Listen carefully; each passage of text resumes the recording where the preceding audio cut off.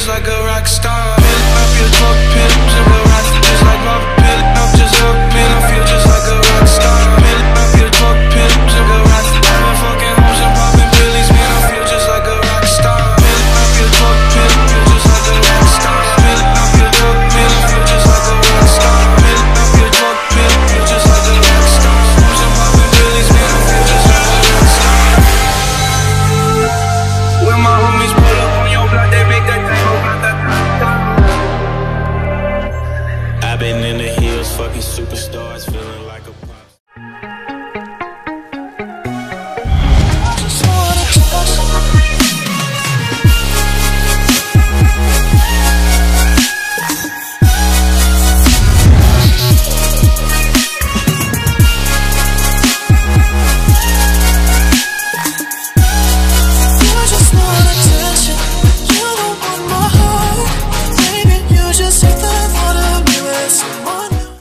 Fucking awesome, I love this shit. Okay, really? Yes, that's going in. Are you recording already? Oh yeah. Oh shit. That's going in. Can you beat the fucks? Dun, dun, dun, dun. It was like, it's almost like you want me to be in an airplane. I'm like, well, gives me something to talk about. I dare you, one of these days we're going to start an episode by jumping out of there. Yeah. It's not something I had on my bucket list, but we'll see. Hey guys, welcome to episode 5 of my Road to the Arnold series. We are 3 weeks out now, which is crazy. I know I keep saying this every week, it's going so fast, and it really is flying. I was saying to my friend this morning, it's like every single day it just flies. I get up, I do my fastest session, I go home, I work, I go back to the gym, I go back home, I eat, I go to bed, and that's like, it seems like that's every day at the moment, but I love working hard, I love this process, so it's exciting that it's going fast, but it's coming around really quickly. We are just out here getting some photos right now for my clothing sponsor, Better Bodies. They've got some awesome new gear and a whole new line coming out really soon, so keep an eye on Better Bodies. And they've actually got a new website as well, betterbodies.com, and you can shop worldwide from that site, which is really awesome because I know that a lot of followers overseas have always been like to me, oh, I can't, where can I find Better Bodies, where can I buy it from? Now you can buy it from anywhere. So betterbodies.com, check out the new website and keep an eye out for the new stuff dropping in February. I cannot wait to get my hands on some of the stuff, but I love all of this like black and camo.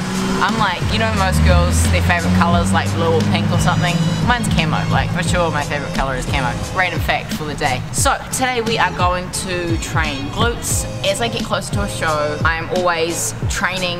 Obviously you are trying to bring the condition, but what I try and do as I get closer is make a real emphasis on training for fullness. So keeping that fullness in the muscle. So when it comes to my glutes, as I get closer, I'm trying to really train and make sure it's as multi-dimensional within the workout as possible, so that I'm really working the muscle, working on the fullness of the muscle, and you know, the condition, my condition is almost there. So I will share in my exclusive prep update today where I'm at. I've had another great week of progress. I still feel like I'm kind of ahead, but ahead is, as I've said a few times in my previous episodes, ahead is nonsense because I want to be as good as I can possibly be. So I'm going to keep working right to the finish line as hard as I can. So today, glute workout, the usual exclusive prep update for my tri platform, and the glute workout I will make as a printable workout for the platform as well, so that you guys can see the way that I train when I'm getting closer to a show, and it's quite different to the way I train all of the time. So it'll be cool for you guys to see exactly what I'm doing there, and I will come back to you with a bit more of an update on other bits and pieces in my life, sponsorship stuff. I also thought today I'm just going to share some random shit, some random stuff, some random facts about me, because I was thinking, and I'll tell the full story later, and I was thinking, you know, I'm sharing so much of my now with you guys, but a lot of you following me or new to subscribing to my channel, and you really have no idea where I came from and the different, you know, things and experiences I've done, had, been in my life that have kind of created the person I am now and given me the work ethic I've got and stuff like that. So that I will come back to later, but right now we're gonna go and hit this glute workout. I actually trained glutes yesterday, so today I'm training them, especially for you guys. But I have actually been doing quite a lot of 2 days on, 1 day off when it came to my glute training in my kind of improvement season. So this is not something that's foreign to me. I'm doing glutes often. Every second day is what I've been doing lately. So I've been alternating lower body, upper body, lower. But today we're gonna do glutes because I really wanted to take you guys through some of this different stuff, different angles, different techniques.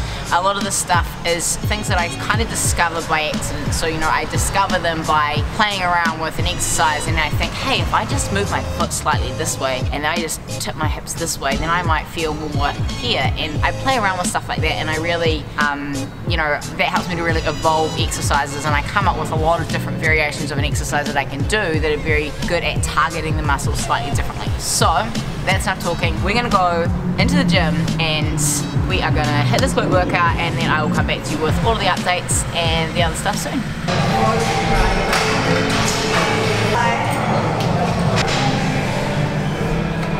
So I'm about to get started on my glute slash little bit of hamstring workout. We're gonna do lots of multi-dimensional stuff, so lots of different angles, hitting the glutes from all sides. I've been asked a lot lately about warm-up sets. What I do for a warm-up, do I do 5 minutes on the bike, do I do cardio beforehand? My answer is kind of different depending on your personal circumstances. In my programs, there are warm-up sets in the exercises that need them. So the exercises towards the start of the program, or the exercises that are a new muscle group or a new, say, a new angle on hitting the same muscle where you haven't been through that actual movement yet. That's where I would do a warm-up set. I don't usually do like a 5-minute cardio warm-up before I train. I would say if you are cold, like if you're actually feeling cold, you may be good to do that. But if you're actually warm, like by the time I get to the gym now to do my actual workout, I've already done my fasted cardio and my fasted session this morning. I've been running around all day. You know, I'm never just sitting there, I'm never just rolling out of bed to do my workout. So my body's warm, you know, I've had the blood pumping for hours by now. So I would say if you are, say, just getting out of bed to go straight to the gym, you haven't been about moving, or if it's very, very cold where you are, obviously it's going to be more important to bring that body temperature up before you start training so that you don't end up injuring yourself. So I don't do like a 5-minute cardio session. I think it's ever cold enough in LA to need to do a warm-up to bring up your body temperature, but there is obviously a situation where it is beneficial to do that. So first exercise, machine abductor, 2 different variations. I have done this one before for you guys.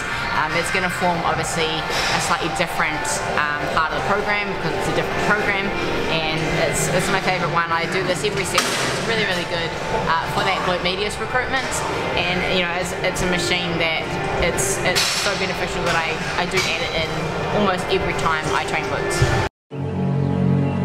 Tell me, can you see the stars? We're just running forward in the dark.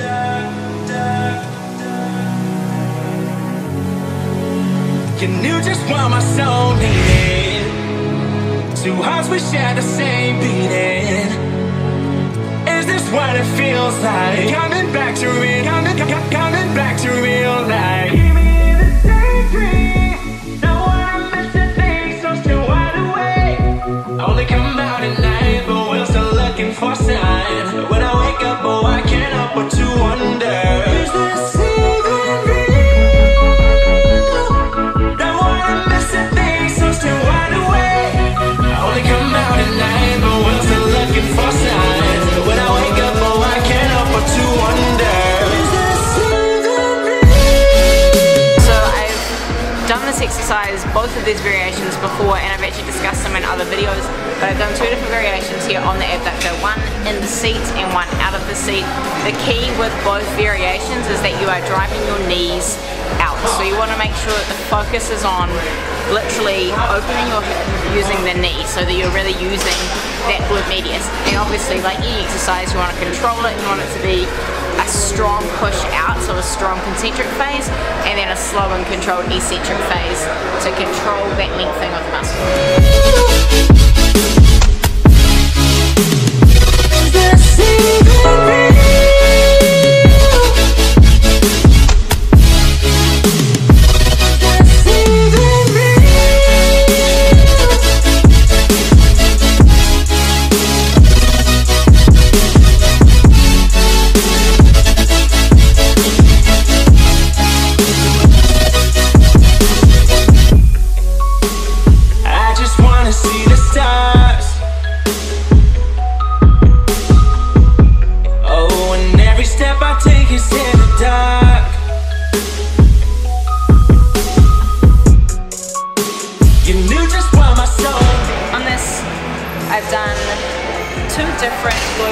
isolated presses. So I've done Cyrus. Seriously, honestly. Jayne.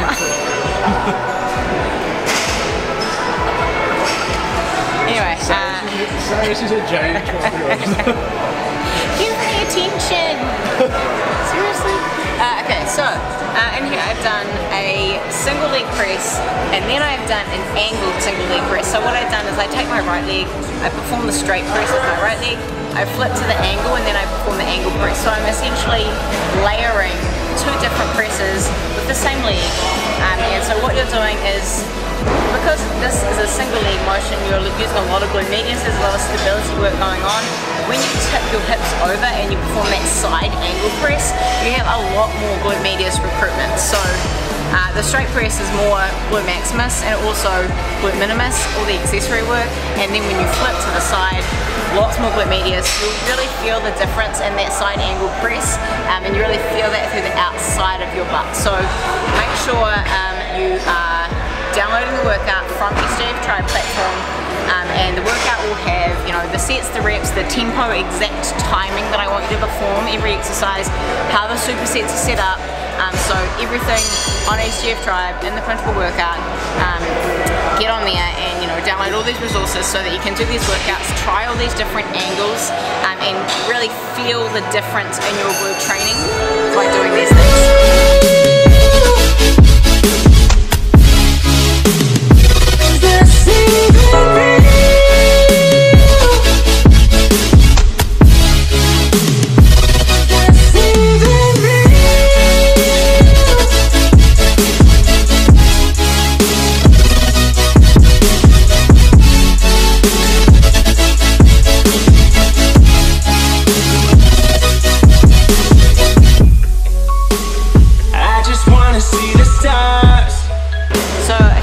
Two different variations of the lying leg curl.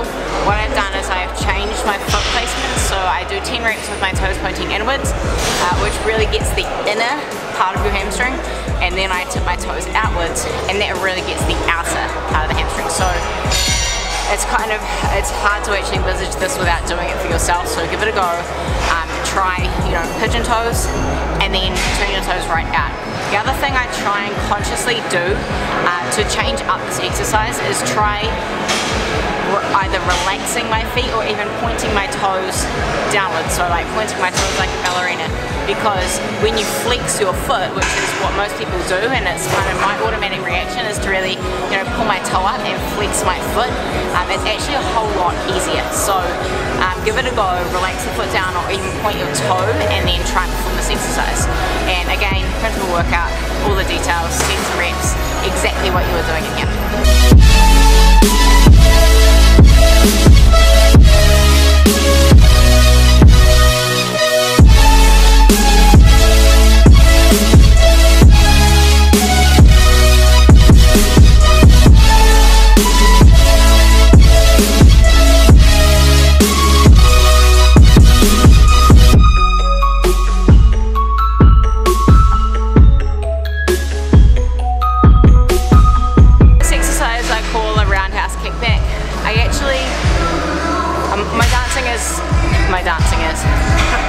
That was kind of like the time I put the BCAs in the fridge this week. The tub of BCAs, not like. My background is in dancing. Good English, Sheena. Okay, good. I got this. Oh my god. Okay. My background is in dancing. A lot of the different variations, like different angles, foot placements, etc., that I use to target the glutes from different angles are from my background in ballet. So this is called roundhouse kickback. I was thinking back to dancing days and the way that when you are doing like an unfolding kick or an unfolding like a développé to the back, don't worry about the French, just bear with me. When you are doing that kind of unfolding motion, you are using a lot of stability work, obviously from your supporting side, but you're also using a lot of glute medius recruitment. So I played around with this on the cables.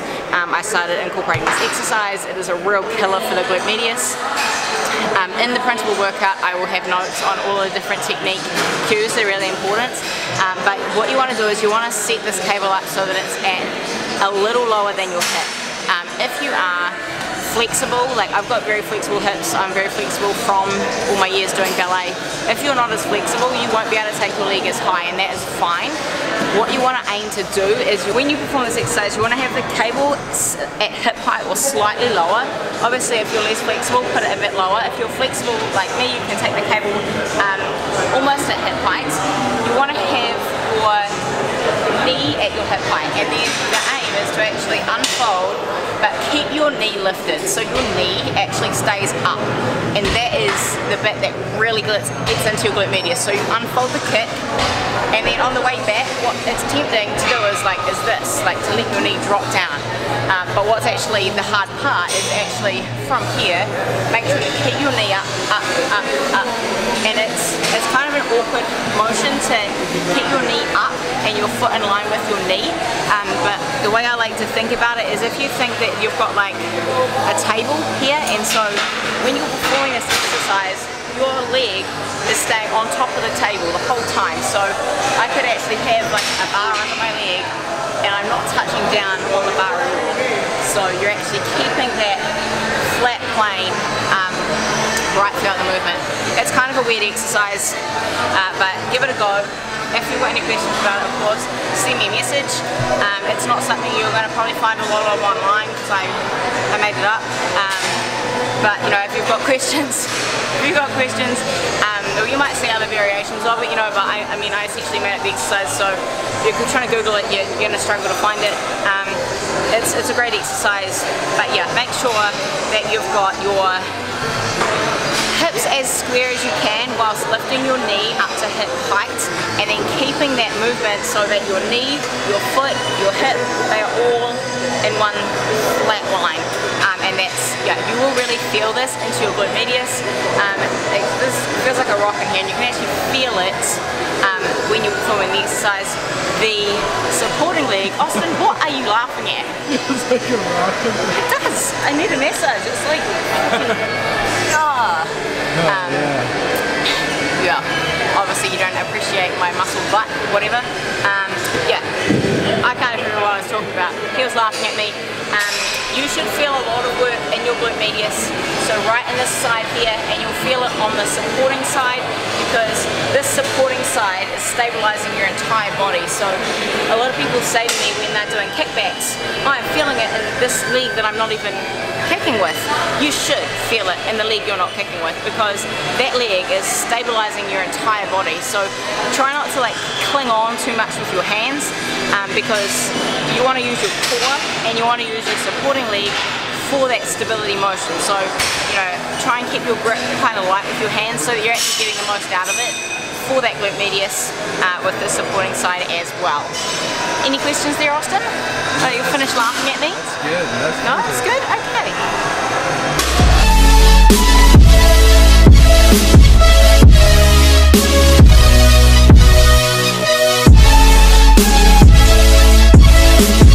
With this glute-focused hyperextension, it's really important that you are using your glutes, not your back. So I've got a very flexible spine. My spine actually hyperextends, so people watching me do this might think that I'm really arching my back, but I'm not. That's like flat for me. That's my natural position of my spine. But what you want to do is make sure that you're engaging your glutes and contracting your glutes to lift up rather than using your lower back. So this movement is very good for your entire posterior chain. You will get a bit of recruitment from your spinal extensors, but you want majority of the work here to be your glutes. Of course it is going to strengthen your back a little bit, but try and make sure that it's not your back actually lifting up, that it is your glutes. So squeeze the glutes, release the glutes, squeeze the glutes, and release. If it helps you, actually round out your back while you do it, so that you are making sure that it is all in your glutes. That's all.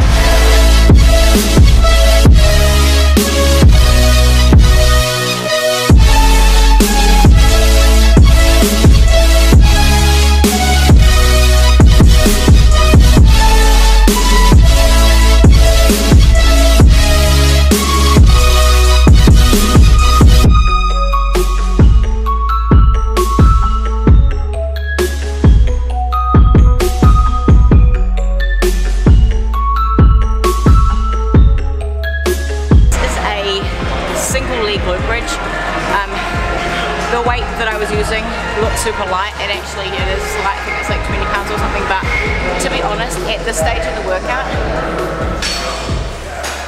sorry, we had a public announcement. At this stage in the workout, this is actually hard with no weight. So, you know, don't try and grab something super heavy. You will not be able to get your hips right up if you're using something super heavy. So the priority is driving through your heel, using your glutes to drive your hips to the ceiling, and trying to get your hips as high as you can. So you really want to focus on that squeeze of the glutes, and you've got a lot of glute medius recruitment here because it's a single leg movement. Yeah, so through heel, drive the hips up. Other than that, it's a pretty simple exercise, but don't underestimate it because it's really tough.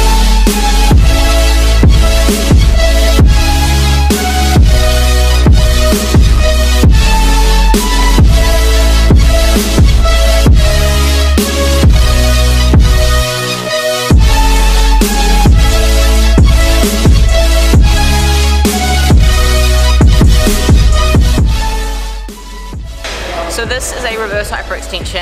I use the band so that when you are pushing your knees out, you're creating that real tension, constant tension through the glute medius. With this one, it is important, just like with the glute focused hyperextension, make sure that it's not too much in your back. So obviously this is like the opposite movement, so you're actually, it's a reverse hyperextension. You're using your glutes, so contracting your glutes to drive your heels up to the ceiling. One thing you want to try and do when you're doing this is try and keep your knees at 90 degrees. So if your knees are too straight, it's very awkward, but try and keep your knees at about 90 degrees and try and think about pushing your heel up to the ceiling. If you can do that with a mirror so you can see what you're doing, or even get someone to video you, because it can be quite hard sometimes to feel the movement when you can't see where your body is placed.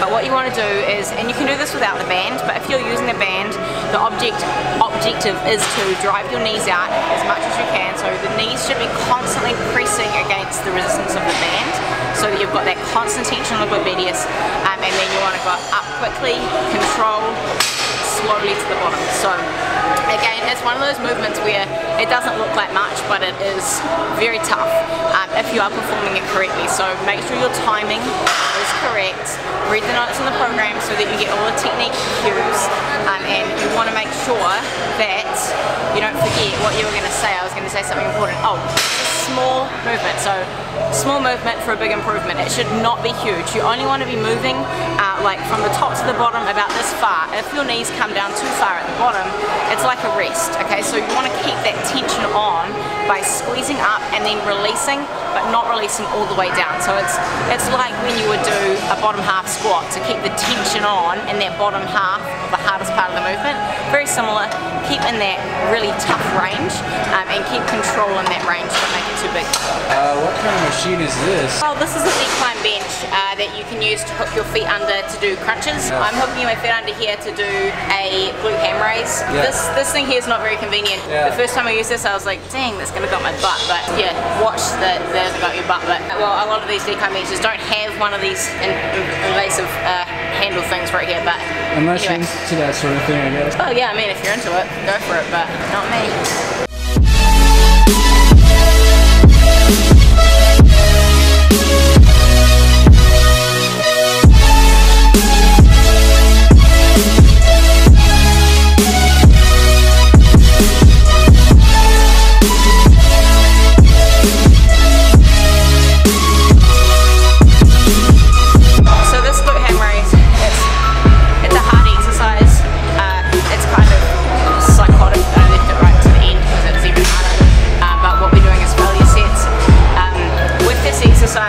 You can perform these, you can actually use like the knee pad of a like pull down. You can use anything where you can actually hook your feet up. You just need to be able to hook your feet up. You could actually get someone to hold your feet as long as they're strong enough that they'll let you go. I like doing them on this. What you want to do is you want to use as much control. So I like to think about using my glutes and hamstrings as a brake to slow that descending motion as much as possible. And then on the way back up, you want to think about using your glutes and hamstrings to push back up. So if this is very hard, you do have to use some assistance from your hands. I personally, my hamstrings aren't strong enough to do them with no assistance at all from my hands, but what I'm trying to do is I'm trying to use, you know, minimal weight on my hands and making sure that the back of my legs is doing, you know, majority of the work. So they're very tough. Just, yeah, if you've had hamstring injuries, just be careful. Sometimes it feels like it's putting so much kind of stress on the hamstring. It's almost like it's ripping. I mean, it should obviously hurt, but not a bad hurt. It should be a good hurt. So just, yeah, be careful with this exercise. If you haven't done it before, take it easy, do a couple of reps, see how you feel. Use as much assistance from your hands as you need to. When you get stronger, you'll be able to use less assistance. If you are doing it towards the start of a workout as opposed to as a failure exercise, you'd obviously be able to do more reps and you'd be able to use less help from your hands as well. You guys, if you are following all of the Bikini Pro's journeys to the Arnold, or you know, if you're following lots of different pros in general, make sure that you are following Bikini Pro News on Instagram. Shout out Bikini Pro News for the tag. But these guys do essentially updates from all Bikini Pros all over the world. So you know, if you want to see what competitors are doing, shows that are coming up, they will post the list of competitors for shows. It's really good to have one place that's, you know, they post all of the results, show photos, you know, check-ins from people who are 10 weeks out or 2 weeks out or 1 week out. But yeah, Bikini Pro News is a really good place that you can, you know, catch up on everyone, all the cool stuff that Bikini Pros are doing. So yeah, Bikini Pro News, check them out on Instagram, and thank you Jeanette for this tank. I'm rocking my camo beat kicks today. If you have not heard of beat kicks, these are these little covers that they go on your beats. They actually fit a whole lot of different makes of headphones as well, but these are major key. I've got 2 different pairs of beats because I used to sweat in them so much that I would actually completely ruin them, and I'd have to rip off the foam and like order new foam from Amazon to like fix my headphones because I just keep wrecking them. Until I discovered beat kicks. Now I have like handfuls of pairs of these. I will wear these for a few sweaty sessions and then you chuck them in the washing machine, put on a new set, you can match them to your outfit, and beatkicks.com, I have a discount code SJF15, so get on there, use my code SJF15, save some moolah, get yourself some beat kicks and stop destroying your headphones. And they also look cool as well. They've got so many awesome prints. These are the camo ones. You guys will have seen lots of different prints. I try and wear a different one every week when I'm filming, coordinate it with my outfit. But yeah, they are an absolute game changer. They stop you from ruining your headphones and from making your headphones smell. Now you can just wash your smelly beat kicks. So yeah, check them out guys. Thanks Beat Kicks for hooking me up. So guys, I hope you have enjoyed episode 5 of my road to the Arnold. It is absolutely insane. 3 weeks out and it's going so fast. So today we did a glute workout, which is something very similar to what I would do as I get close to a show. So nothing super heavy, lots of isolated work and also lots of multi-dimensional work. So remember, the full episodes are on my membership platform. So my membership platform get a weekly prep update with all of my check-in photos and my feedback from Kim, what my training and nutrition looks like, all the adjustments that we make to that from week to week. So you have a real in-depth view of my prep, where my weight's at, how I'm looking, all of that. The principal workout is also on that membership platform. So SJF Tribe, ask me any questions about that if you have any, otherwise go on there and check it out. Lots going on. Next week I have actually got a photo shoot, so we will be filming on Friday next week, which we film every Friday, so it's Friday today. We're filming behind the scenes at the photo shoot as well as my normal training and stuff. So next week you guys will get to see that part of my shoot. I don't usually do shoots before a show because it's a bit risky doing a shoot. You know, you don't want to put your body through too much stress before a show, but I've never looked this good this far out to feel confident to do a shoot 2 weeks out. It sounds kind of silly because I know a lot of people would look at me and be like, oh, you know, you look good all the time, but when you are a pro athlete, you have very high expectations for yourself. I'm a perfectionist, so if I'm going to do a photo shoot, I want to look good so that I know that I will be proud of the photos, you know. So I am doing a shoot next week, so that'll be 2 weeks out. It won't be a super long one, but we're going to take you guys with us so that you can see some of beautiful LA as well as, you know, behind the scenes of my shoot. I've got, other than that, honestly, it is just grinding and grinding and grinding. So 3 weeks until Ohio. I'll be flying out there a little bit before the show, and then of course I have 2 weeks until the Arnold Classic in Australia. So I'll be coming back to LA between those shows and doing some more shoots, some really exciting shoots, so that is cool. Speaking of shoots, next week the Bodies of Work, so bodybuilding.com Bodies of Work shoot that I did before the Olympia is coming out next week on the 12th. So very soon I'm going to have a little teaser image that I can share with you. I'm so excited for the series to come out. It was like a life goal for me to be involved in the Bodies of Work series, so I shot for Bodies of Work Volume 6 for the Olympia, and next week that will be out. So keep an eye on bodybuilding.com. There are like lots of amazing athletes who were part of this series, so it's going to be really cool. The concept was amazing, so yeah, definitely keep an eye on bodybuilding.com for those photos. February the 12th is when they come out, so by the time this video comes out they will literally be out, so go check it out. I haven't posted about this yet or talked about this yet, but I am no longer with BPI Sports as a supplement sponsor. I kind of haven't really wanted to talk about it that much. I joined BPI in July 2017, and I thought that I was, joining them as a long-term partnership. I saw myself being part of that team for a long time.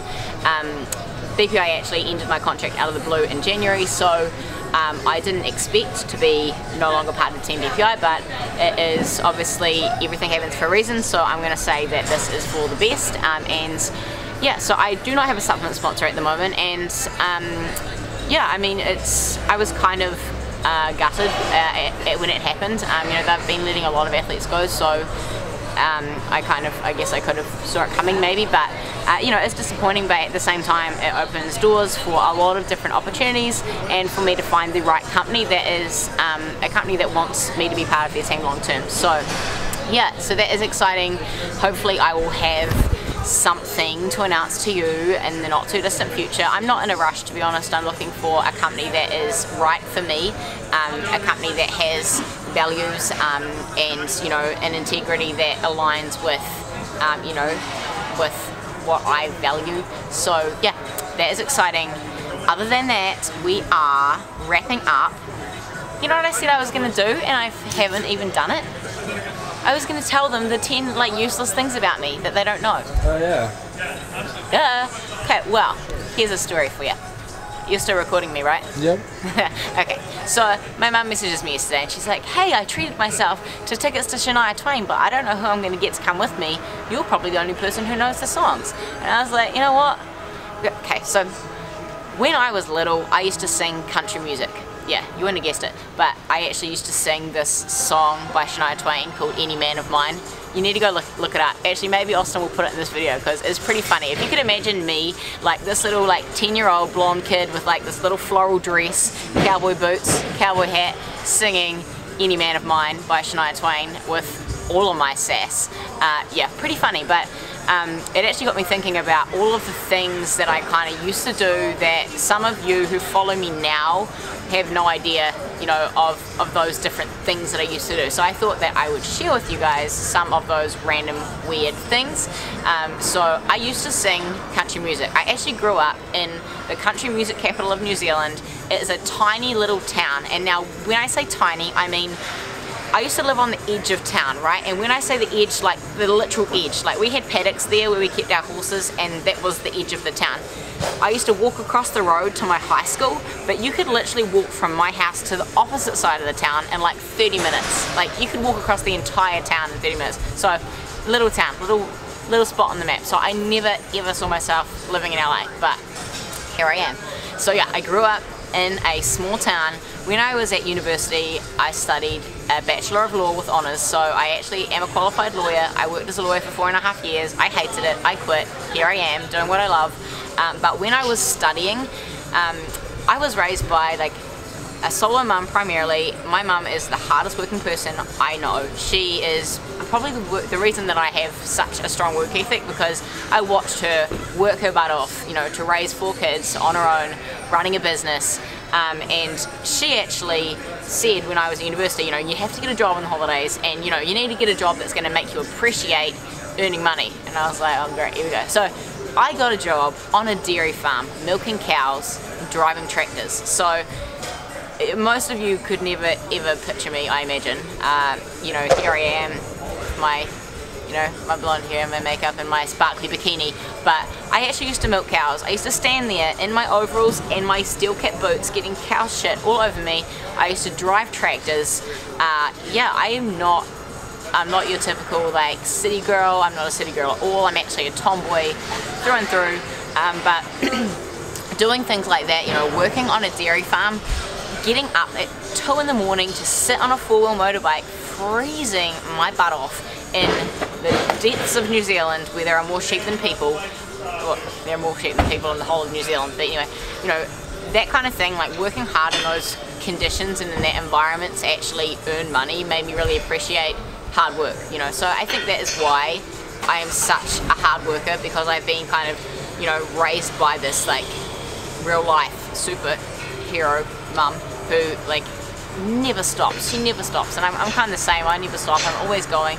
But you know, she gave me the right opportunities to teach me, you know, how to be a person that works hard. So a lot of people comment on my work ethic, and I think, you know, that's probably one of the biggest compliments that you could get, because in this sport, obviously, it's about changing the way your body looks. But you know, if I'm complimented on my, you know, let's say someone says, oh, you know, you've got great genetics, or you're pretty, or whatever it is, that's like, well, that's not something that I've worked for, you know. But if someone says like, I see you working your ass off and I appreciate your grind, that is the kind of thing that like, that's the kind of thing that gets me in here, because I'm like, yeah, I do actually work tirelessly, day in, day out.